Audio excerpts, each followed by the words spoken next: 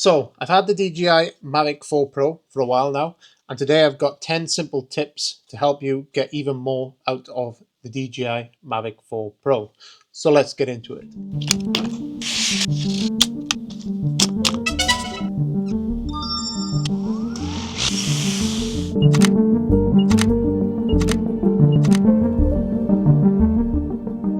So jumping into tip number 1. First thing you want to do is go into the camera menu and select D-Log M. Do not use D-Log.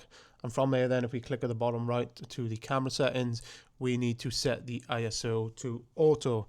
And as you can see, when I jump from ISO on to off on auto, you'll see that you are gaining extra stops of dynamic range. And this is quite a massive difference. So what exactly is happening here? What you're seeing here is dual native ISO fusion, and it only works when you are shooting in auto ISO in D-Log M. So for future reference, remember to record in D-Log M and leave your ISO at auto. You can also shoot in both codecs if you've got the creator combo, so you can use H.265 and also the all-eye codec. It doesn't make a difference. Jumping into tip number 2. If we jump into the safety menu from clicking the 3 dots at the top right and scroll down, we will head down to where its section says fold arms to power off.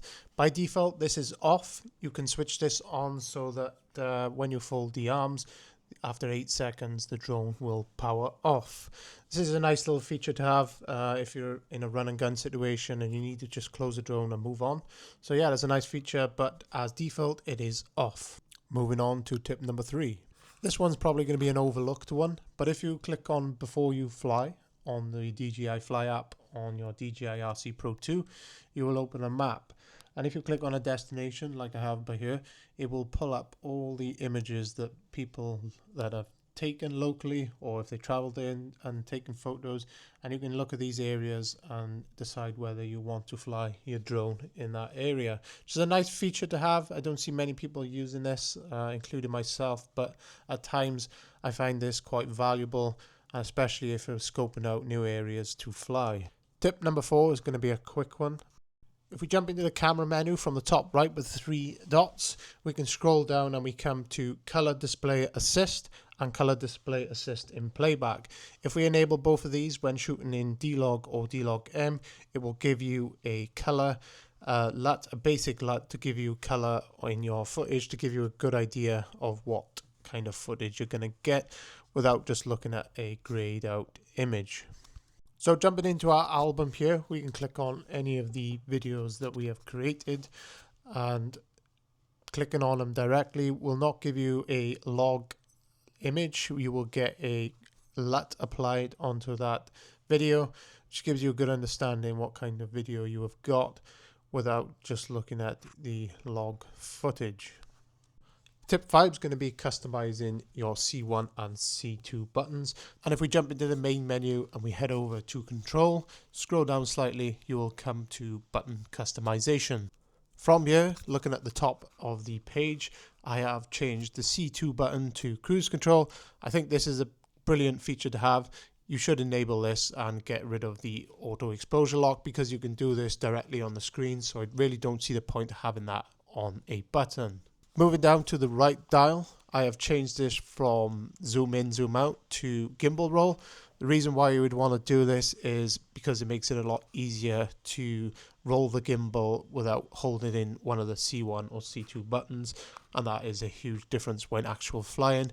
And you can still use the zoom in, zoom out function, just apply it to the bottom menu, which is the hold C2 and right dial. I think this is a better way around compared to stock.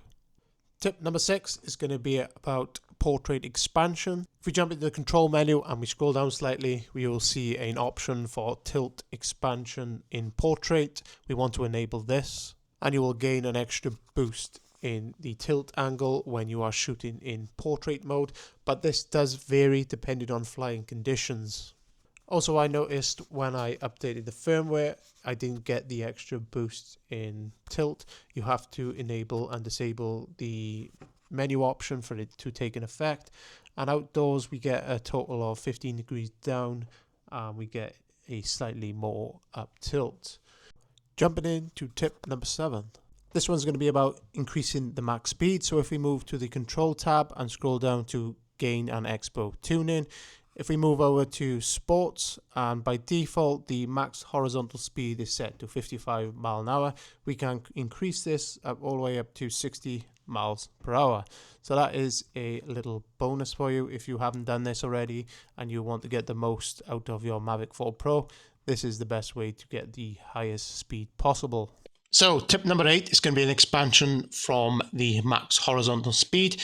If we scroll down from any of the 3 options we got at the top, you can set them individually, and we get to EXPO. When we get to EXPO, we have got 3 options here. We got up, down, yaw, and pitch and roll. Up and down is your throttle, yaw is your rudder, pitch and roll is your elevator and aileron. And the way this works is we got an S curve on the left, and if we increase the slider, this is giving you a more sensitive mid stick, and if we decrease it, you can see that the S curve is slightly changing and we have got a less sensitive mid stick feeling. This is going to be highly dependent on you, how you fly and how you like the way your drone feels. So play with these settings to what suits the way you fly. There's no good me telling you how to set this up. Okay, so if we move further down, we've got tilt smoothness. We can increase this to control the gimbal to make it more smooth. Highly recommend playing with this to get it to the way you like it. When you rotate the dial, this can be quite tricky to get right, and you really need to set this up to your personal needs. Same goes for roll smoothness. You can change this as well. And max roll speed, you can increase this if you really want to. But that is a quick look at the EXPO and Gimbal EXPO page. So tip number 9 is going to be about dynamic home point. And if we set the drone up to take off. Take off.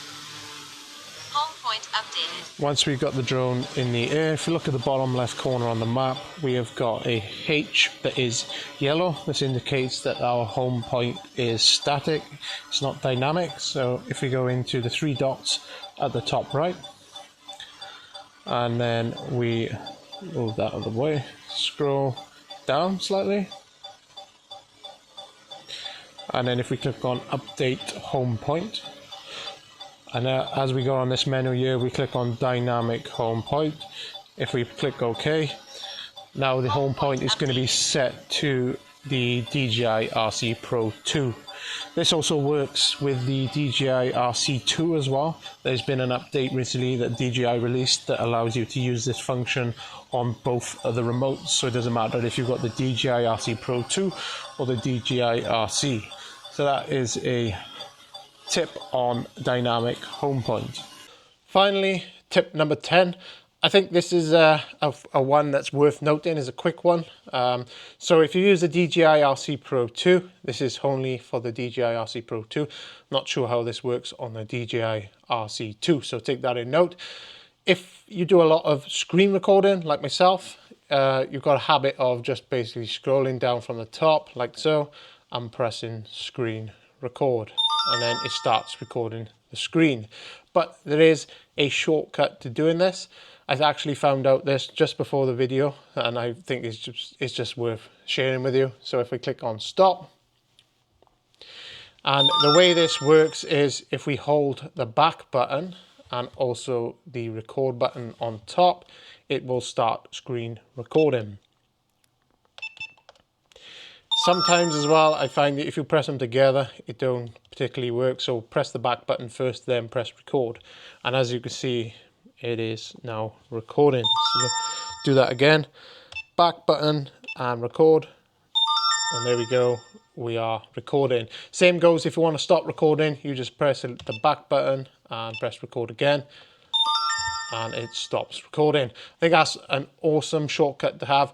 I got tired of scrolling down the screen like so and pressing screen record, and I would forget to press screen record. So this is a awesome little shortcut, and if you didn't know it, then this is an absolute game changer. So that is 10 tips of the DJI Mavic 4 Pro. So I hope you enjoyed the video on the DJI Mavic 4 Pro tips. If the video have helped you in any way, leave us a comment, give us a like, and don't forget to subscribe.